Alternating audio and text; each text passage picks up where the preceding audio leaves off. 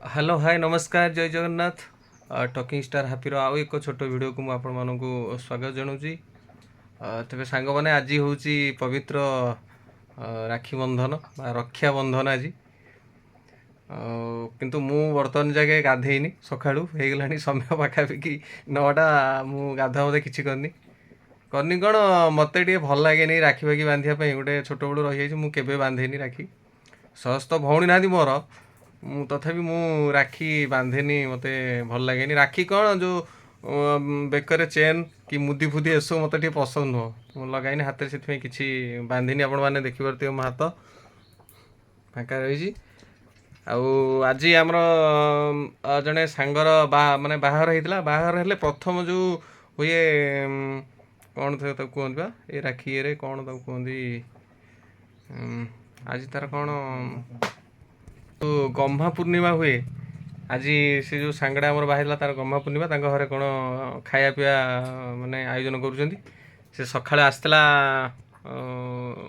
मत कहवाई एवं भी दी तीन थर फोन कला आम जीवु 2टा बेलू खायापी से सका आसला चॉकलेट देवाई मुझे अरे चॉकलेट कौन ना मोर बाहर होता प्रथम गम्हा पुनै आ चॉकलेट पान फान सब आणिक आसला जहाँ गोटे आम रही परंपरा रही आउ एबे गाधुआ बुधुआ ହେଇନି ଯିବା ଗାଧୁଆ ବୁଧୁଆ ଟିକେ କରିବା ଆଉ ତାଙ୍କ ଘରକୁ ଯିବା ସେ ତ ଡାକି ଯାଇଛି ତାଙ୍କ ଘରକୁ ଯିବା ଖାଇବା ପାଇଁ ଆପଣ ମାନେ ଆଜି ରକ୍ଷାବନ୍ଧନରେ ନିଶ୍ଚିତ ଭାବେ ନିଜ ନିଜ ଭଉଣୀଙ୍କ ଠାରୁ ରାକ୍ଷୀ ବାନ୍ଧୁଥିବେ ଆଉ କମେଣ୍ଟ କରି ଜଣେଇବେ ଆଜିର ରକ୍ଷାବନ୍ଧନ ଆପଣମାନଙ୍କ ପାଇଁ କିଭଳି କଟିଲା ନିଶ୍ଚିତ ଭାବେ କମେଣ୍ଟ କରି ଜଣେଇବେ ଆଉ ବିଶେଷ କରି ଯଦି ମୋ ଚ୍ୟାନେଲରେ ନୂଆ ଅଛନ୍ତି ସବସ୍କ୍ରାଇବ୍ ଟିକେ କରିବେ ଯାହା ବି ହେଲେ आपण मैंने सब्सक्राइब कले मत आग को बढ़िया माने मार्गदर्शक आपण मैंने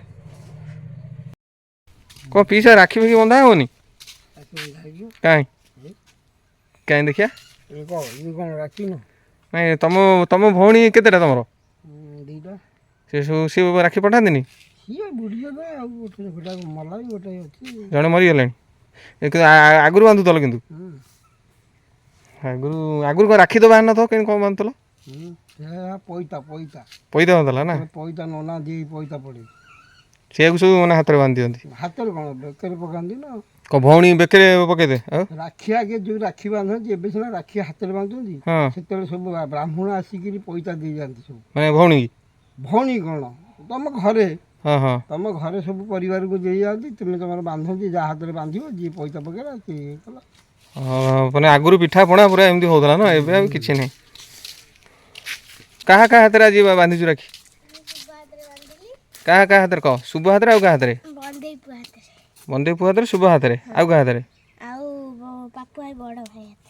बड़ भाई हाथ आ ते केते टका कौन मिलला 400 टका ए बापा पूरा खुशी एबे आमे चलिलु आशीष कर मोर आम पोखरी को गाधिया गाँ पोखरी को सेठी आगुरु पपिली आ गुडू गाधौचंती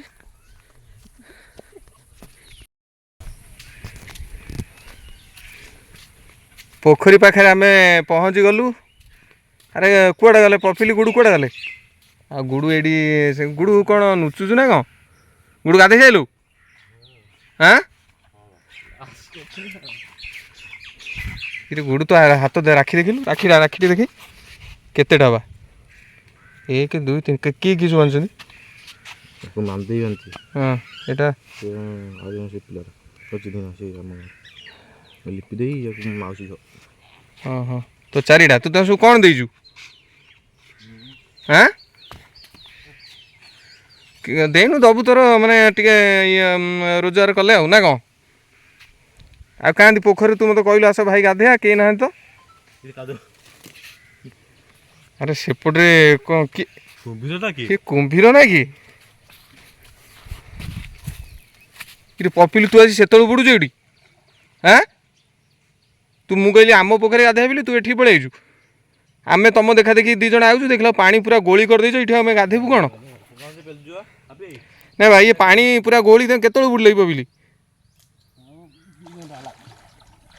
साड़ू जाना बुड़ी जो भाई जाना बा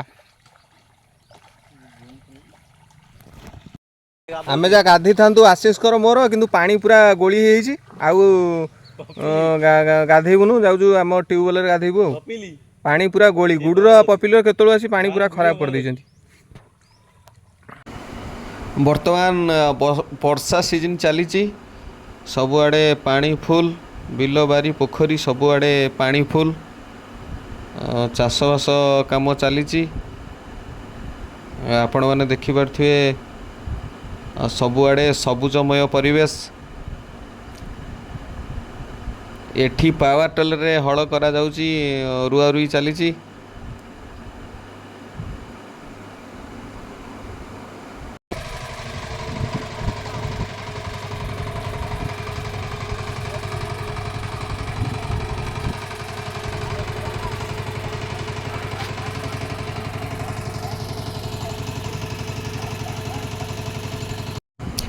ଏ ହେଉଛି ଆମ ଉପର ଗାଁରେ ଥିବା ହାପି ଭାଇଙ୍କ ଦୋକାନର ଦୃଶ୍ୟ। ଆମେ ଆସି ଏଠି ପହଞ୍ଚିଗଲୁ।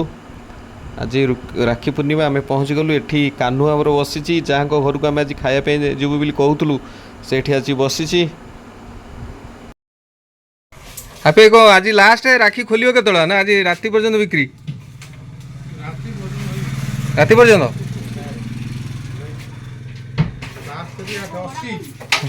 ସେପଟେ ପାଲି ପଡ଼ିଛି, କ୍ୟାରମ୍ ଦି ଭାଇ ଖେଳୁଛ ନା? ଆଉ ପିଲା ମିଳିଲେନି? ଅଧିକା କିଏ ନେଲାଣି? ଇଏ ତୁ ନେଇଛୁ ନା ସିଏ?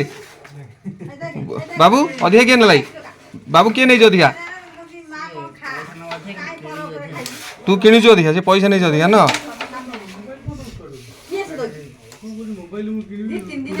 ରାକ୍ଷୀ ଦୋକାନ, ଆମ ଗାଁ ହାପି ଭାଇ ଦୋକାନରେ ରାକ୍ଷୀ।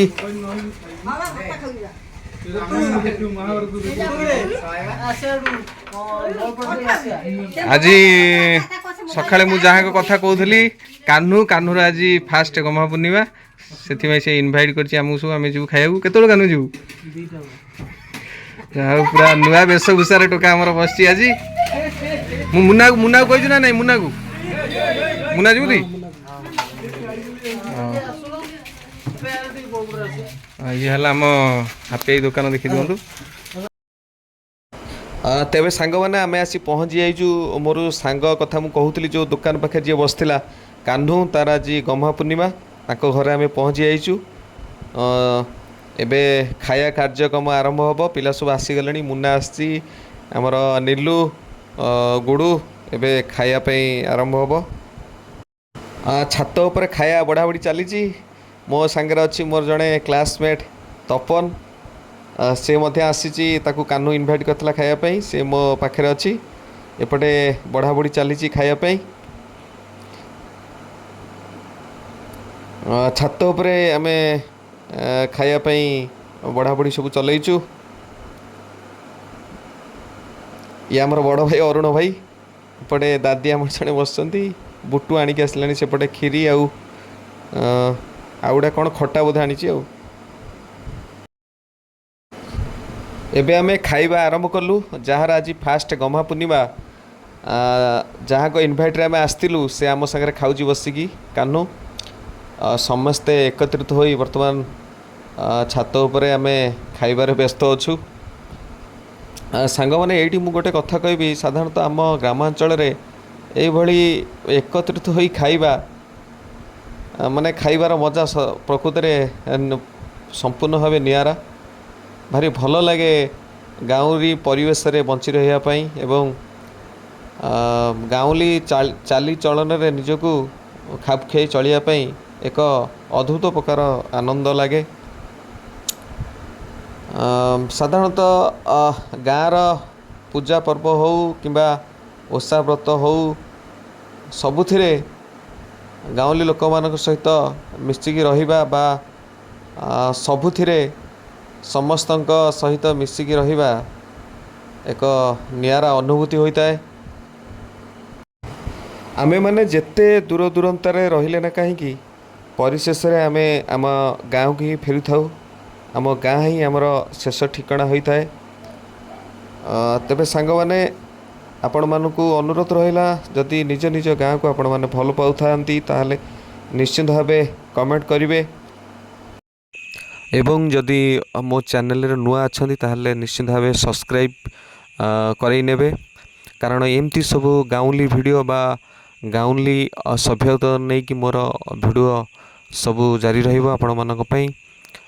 ମୁଁ ଆଶା ରଖିବି ଆପଣମାନେ ମୋତେ ଏଇଭଳି ଭିଡ଼ିଓ ବନେଇବା ପାଇଁ ପୂର୍ଣ୍ଣ ମାତ୍ରାରେ ସହାୟକ ହେବେ।